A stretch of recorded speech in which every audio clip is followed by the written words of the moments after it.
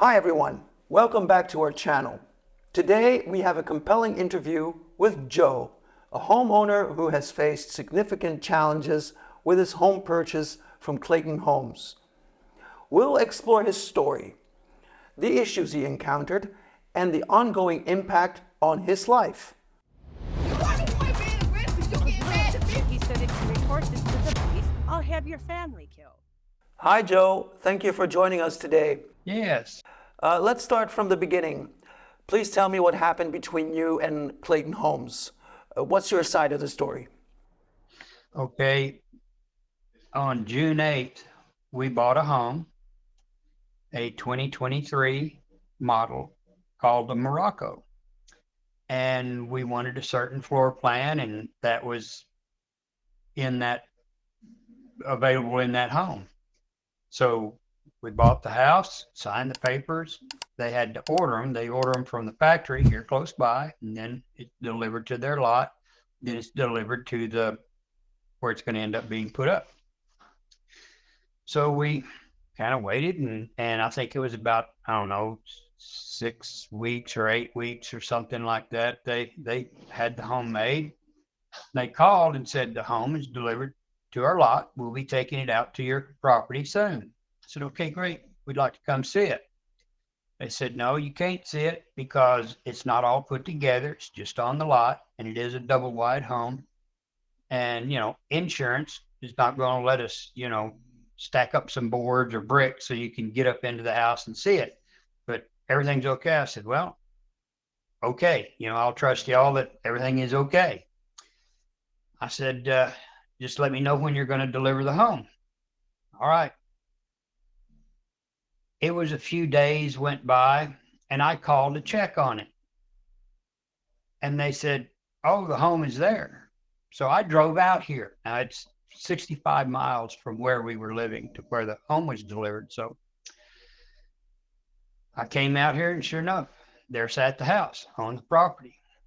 Now, prior to them delivering the house, contractors had to come in and do their part to get the land ready because this was undeveloped property. And a man had come out and put in the cement pillars for the home to sit on according to FHA because we have an FHA loan mortgage. And there it was set on those pillars, but it didn't look right. And I hadn't seen it since the man had finished doing the work on the pillars. Okay, Joe. And have you been worried about the installation and quality of this home? Well,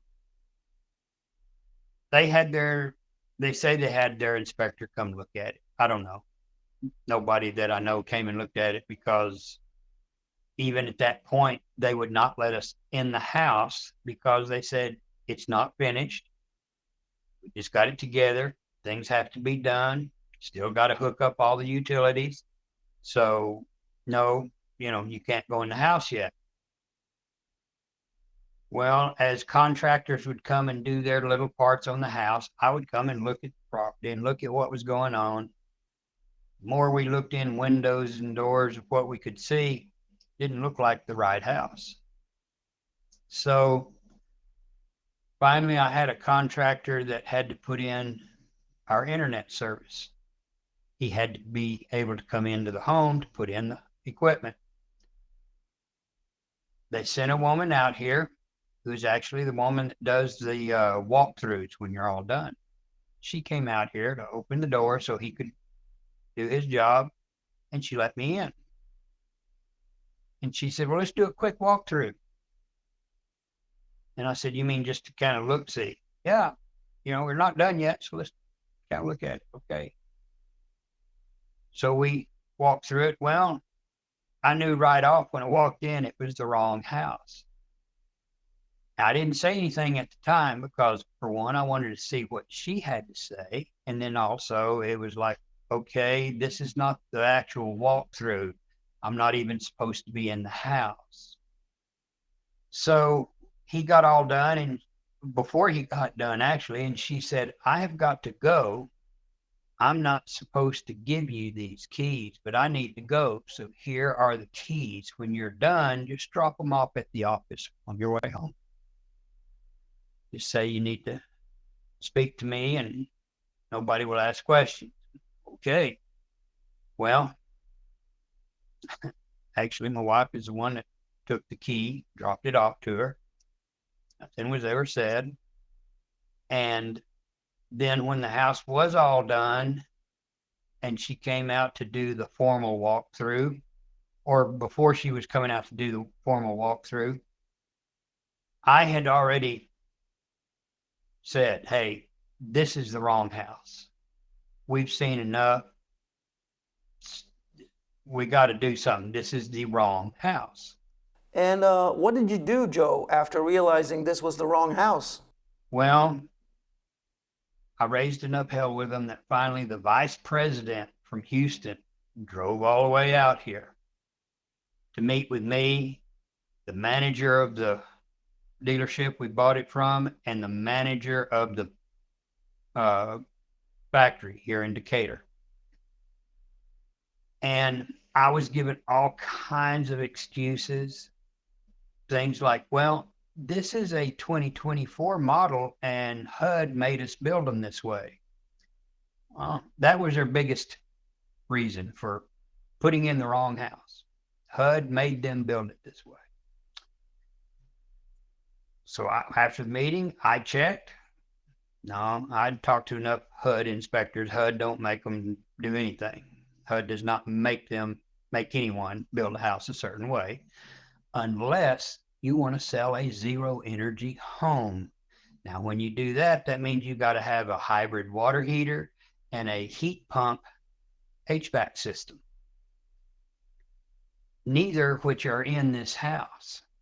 But HUD does say if you have those in the home, you have to allow a certain amount of room for access to them, and they have to have louvered doors.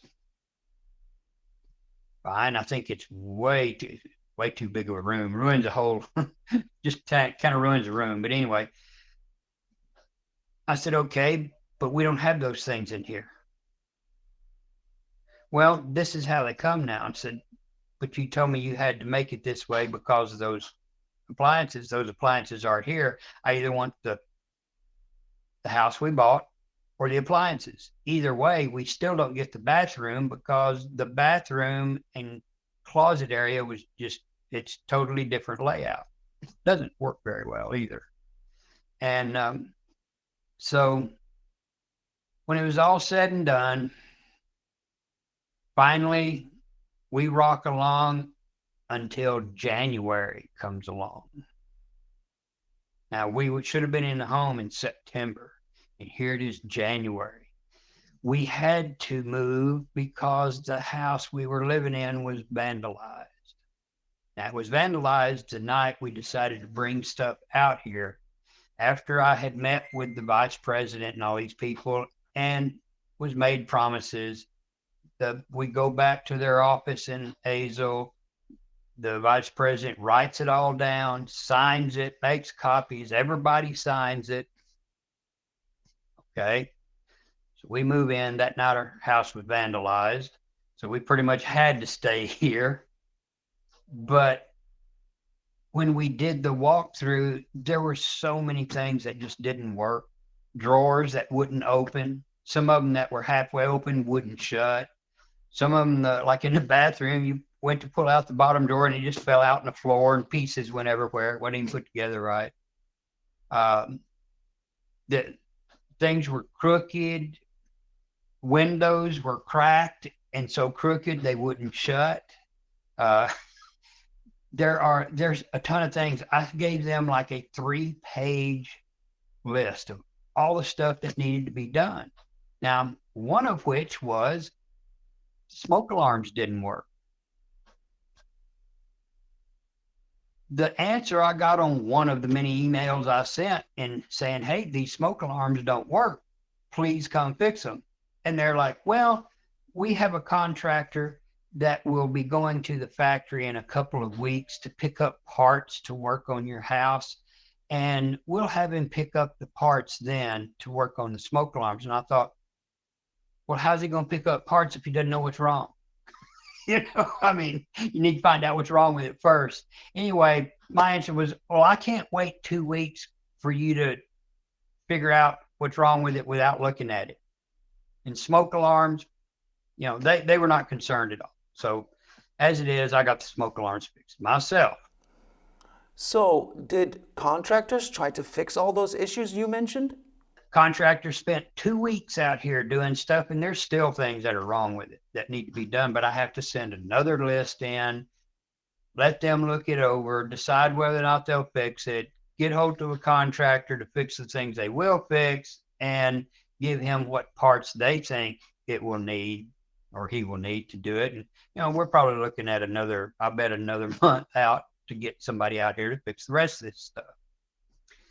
One of the biggest concerns I had was the landscaping, the way the contractor dug out dirt from part of the hill to build this site instead of using what was available, a whole field available, has now caused a mudslide and water to pool. But he built it in such a way that when the water ran off the house, it ran under the house instead of away from it. Now, an FHA inspector would catch that. That'd be a big no-no because it'll affect your foundation. Oh, this doesn't sound right to me, Joe. I questioned this. Oh, no, we've got a signed paper. Says the FHA inspector signed off on it. I said, well, when did he do it? And who was there to see that he did it? Well, nobody. We don't know exactly when he did it. There's always a vague answer that doesn't answer the questions when you ask them anything. Well, I finally gave up because we were starting to get some storms. Like today is a stormy day. Last night was really bad. And I have a small little tractor I inherited from my dad. I'm 68 years old, and I got a little tractor that I inherited from my dad. And I'm out here trying to fix this landscape so the water will run away from the house instead of under it. Finally got that done.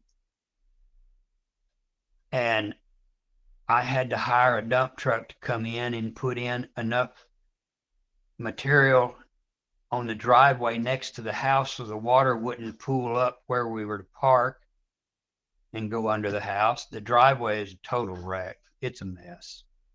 I mean, you better have a pickup to get down this driveway is all I can say. And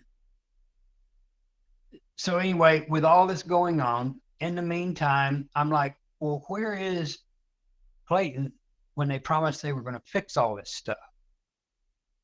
And the vice president promised to give us a check. Well, where's this check? Well, it was about a week ago. I called the advocate again. They get to where they know me by name, I think, and they know my voice anyway.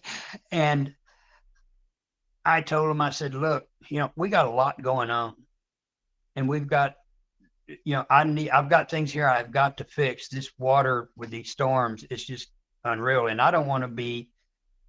I don't want anyone to be able to come at me and say, hey, Joe, you were here. You didn't take care of the problem that was going on right at that time, so it's your fault.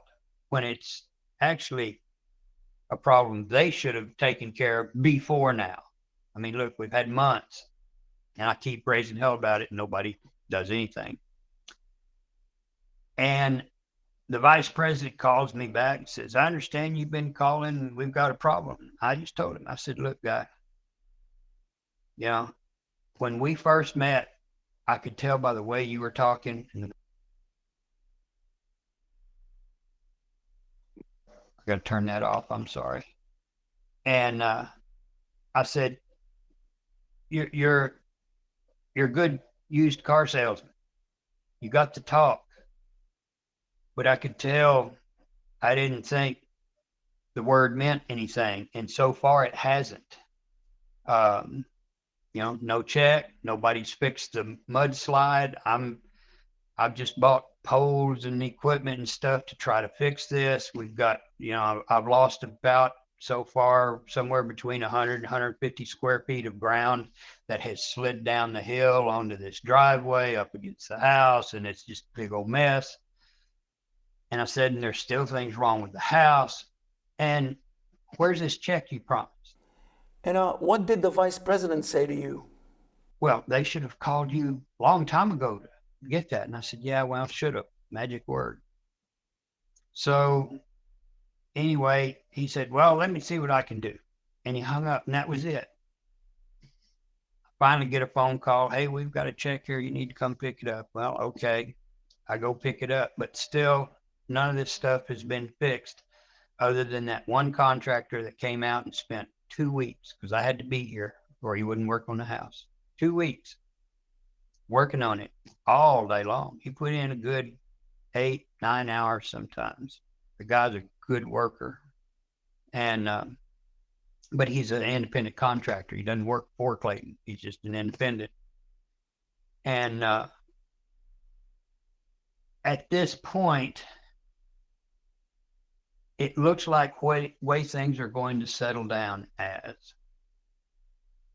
we have no choice. We're basically being forced to live in a house that we didn't choose, we didn't buy, we didn't pay for. And by the way, we don't have insured, come to find out here a couple of days ago. But we don't have a choice. They won't move it out. I asked them to move it out, bring the right one in. No, we can't do that because they put the septic system in the front yard. So now there's no way to move it. And I've asked them, I said, well, then how about giving me my money back? Since this is not the house we bought, I want my money back. I'll go buy the house we do want. No, won't do that. So we're kind of stuck right now. I don't have the money to go hire a lawyer.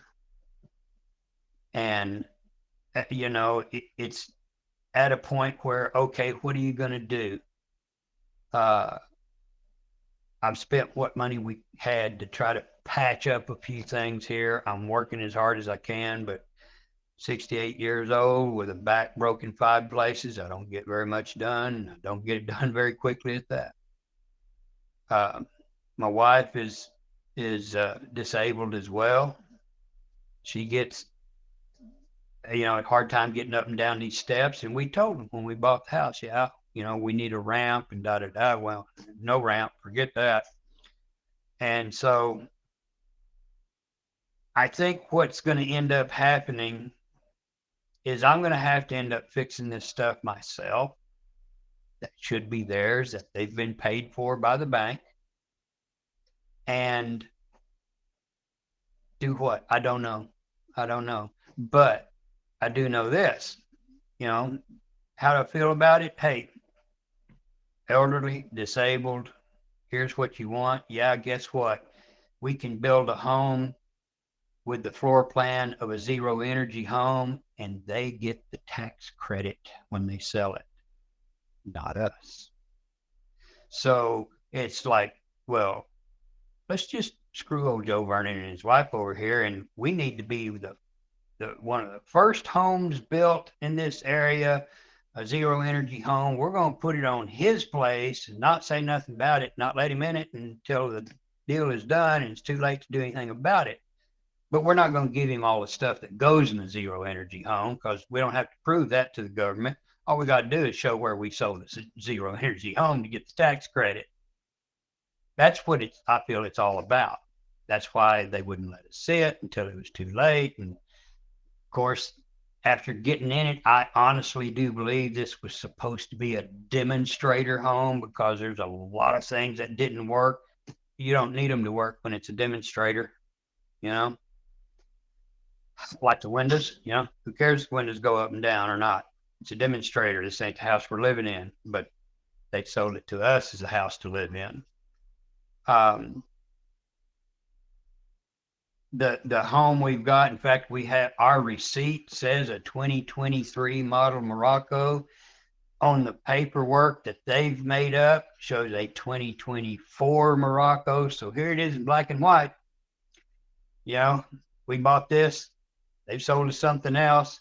Insurance has a 2023 Morocco insured because that's our original paperwork. Guess what? We're not living in that house. So I guess there's no insurance on this house right now. I don't know how the bank feels about that. I let them know, but the bank has been like, well, we finance square footage. We didn't finance a house. That's your problem. However, they might have a problem if they realize that, hey, wait a minute here. Insurance is on a 24 model, not a 23 model. All they did was stick our serial number on a placard for a 24. I mean, anybody can do that. That doesn't take a rocket scientist to figure that one out. And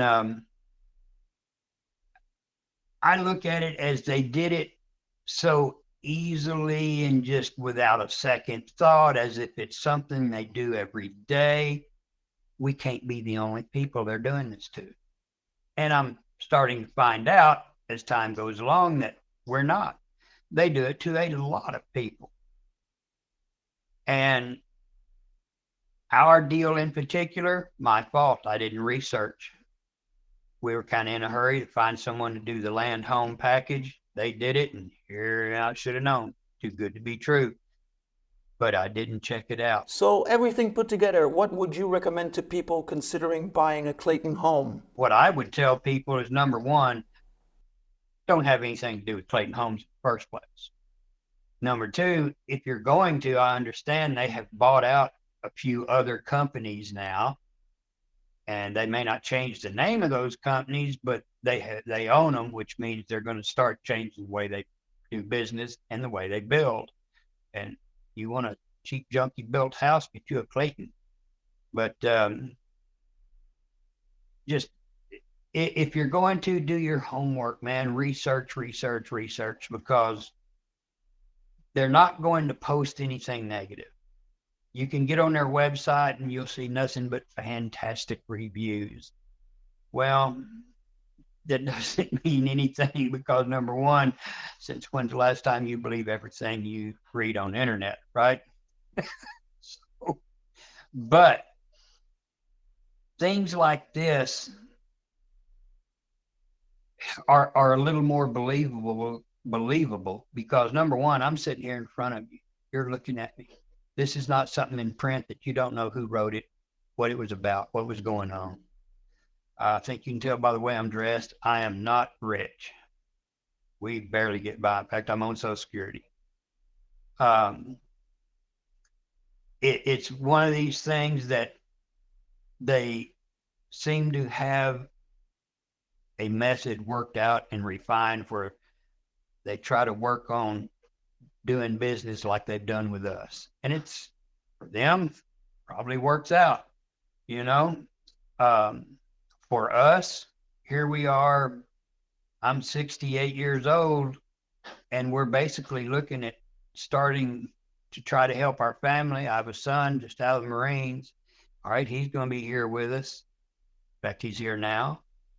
We have a grandson that we've ended up with. Okay, we're taking care of him, going to school. I've got a house that every day something creaks, something moves, something gets out of alignment, something's coming apart, every day. And I'm too old to keep up with all this stuff going bad and trying to, make a place to live here. I sure can't afford to hire anybody. And I was told by their manager at this Hazel store, if I did anything to this house, they wouldn't warrant it. Well, am I supposed to let it just fall down around us, I guess it's one of those things that, you feel like we were trapped, and we've been trapped, and we can't get out of it now. And all for $1, because there's absolutely no moral, legitimate, ethical reason for them to have done what they've done and still doing. I don't know what else to do. And I'm usually the kind of person that knows something to do. But this kind of got me here. I'm like, wait a minute here. The last house I'll ever live in, I'll die out here. And I'm going to have to die in a house that I don't like. You know, how does that make you feel? You know, um, but they stole a dream. They stole her dream. They stole my dream. They stole a dream from these kids because when you grow up in a house that is a home, it means a lot more. But when you grow up in a home that is falling apart, that should have been brand new, and it's all because of a shady screwing by a bunch of scammers. That's what it's all about. It makes it doesn't make it that good a deal anymore. It kind of taints your dreams. It messes with it. And these people don't care. They do not care, not one bit. If vice president will do what he's done, just think what the rest of them are like. So I think the word needs to be out to everybody possible. Even if you don't want to buy a mobile home, you at least know the kind of people that run this business and stay away from them. You don't need negative people like that in your life. Thank you, Joe, for sharing your experience with Clayton Homes. Can you finally do a quick summary of your story for our viewers? Okay. My wife and I went to purchase a home. We ended up at Clayton Homes because of their sign offering land home packages. They have scammed us into a home that we did not buy. We didn't agree to, different floor plan. They've cheated us out of a lot of material, and they've never kept any of their words except for one, I will let, or two, a couple of little things. But other than that, I would stay away from Clayton Homes. Joe, it's clear your experience has been distressing and frustrating. Thank you for sharing your story with us. It serves as a crucial reminder for all potential home buyers to be vigilant. Well, wonderful. That was quick and easy. Thank you. And to our viewers, if you have questions or want to share support for Joe, please comment below. Don't forget to like, subscribe, and hit the notification bell for more stories like this. Thank you for watching, take care, and I'll see you next time.